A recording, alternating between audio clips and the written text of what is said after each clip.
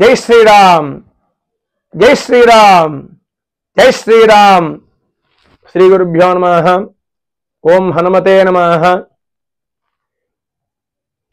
ఈ సంవత్సరం జనవరి 22వ తేదీ మనం జీవితాంతం గుర్తుపెట్టుకునేటువంటి రోజు. ఎన్ని తరాలు వచ్చినా సరే ఆ రోజున మనము గుర్తుపెట్టుకోవాల్సింది.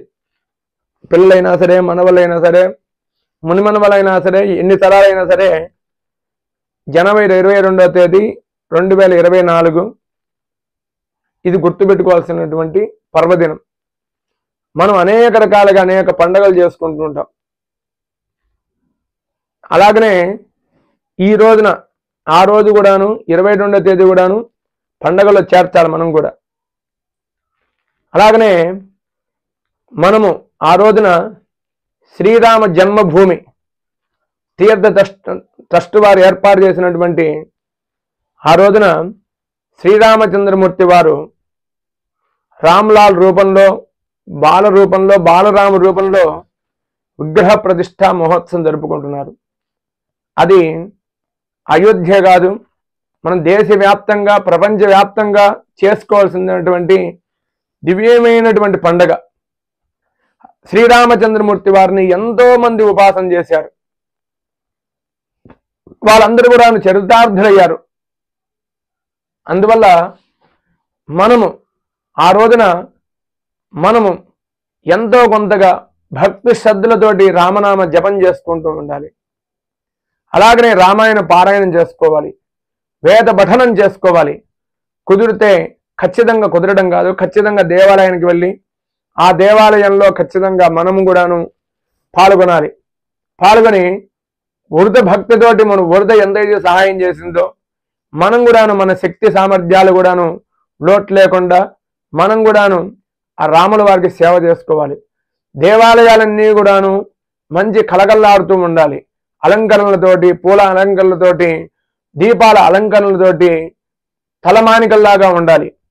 అలాగనే ఆ రోజున భక్తులందరూ కూడాను మంచి నూతన వస్త్రాలు ధరించి మంచి పద్ధతైనటువంటి మన భారతీయ సనాతన ధర్మంలో తెలుసుకున్నటువంటి ఆ సాంప్రదాయమైనటువంటి వస్త్రాలు ధరించుకొని అందరు కూడాను భగవన్నామ స్మరణ చేసుకుంటూ అందరు కూడాను ఈ రాముల వారి యొక్క ప్రతిష్టలో మనం పాల్గొనాలి. ఆ పక్కన ఉన్నటువంటి దేవాలయాలు, ఆ దేవాలయానికి వెళ్ళి మనం కూడాను అనేక రకాలుగా అలంకార సేవలు చేయాలి. అలాగనే ముఖ్యంగా రామో విగ్రహాన్ ధర్మ అన్నారు. అంటే సాక్షాత్తుగా ధర్మమూర్తి ఎలాగైతే ఉంటుందో అలాంటి ధర్మమూర్తి అయినటువంటి శ్రీరామచంద్రమూర్తి వారు ప్రతిష్టా మహోత్సవాన్ని చేసుకుంటున్నారు. ఇది మన పూర్వీకులు చూడలేదు. ఆ పూర్వీకులు అనుకొని ఉంటారు, మేము చనిపోయే లోపల ఈ రాముల వారు అయోధ్య జన్మభూమి యొక్క శ్రీరామచంద్రమూర్తి వారి యొక్క జన్మభూమిలో అయోధ్యలో ప్రతిష్టా మహోత్సవాన్ని చూడాలని చెప్పి వాళ్ళు అనుకొని ఉంటారు. కానీ అది సాధ్యం కాలేదు. మనము ముందు వచ్చేటువంటి తరాలకి ఇది చాలా పెద్ద కానుక ఆ భగవంతుడు సాక్షాత్తుగా మనకు ప్రసాదించారు. కనుక భక్తులందరూ కూడాను ఈ కార్యక్రమంలో పాల్గొనాలి. అలాగనే ముఖ్యంగా తెలియజేయడం ఏమిటంటే, మన దేవాలయంలో లక్ష్మీనగర్ హనుమాన్ దేవాలయంలో చాలా పురాతనమైనటువంటి దేవాలయం. ఆ దేవాలయంలో సాయంకాల సమయంలో ఎంతో వైభవోపేతంగా భక్తి శ్రద్ధలతోటి హనుమాన్ చాలీస పారాయణము, వేద పారాయణము, అలాగనే అనేక రకాలైనటువంటి పుష్పాలతోటి అర్చన, నాగబల్లి తమలపాకులతోటి దివ్యమైనటువంటి ఉత్కృష్టమైనటువంటి కార్యక్రమాలు కూడా జరుగుతాయి.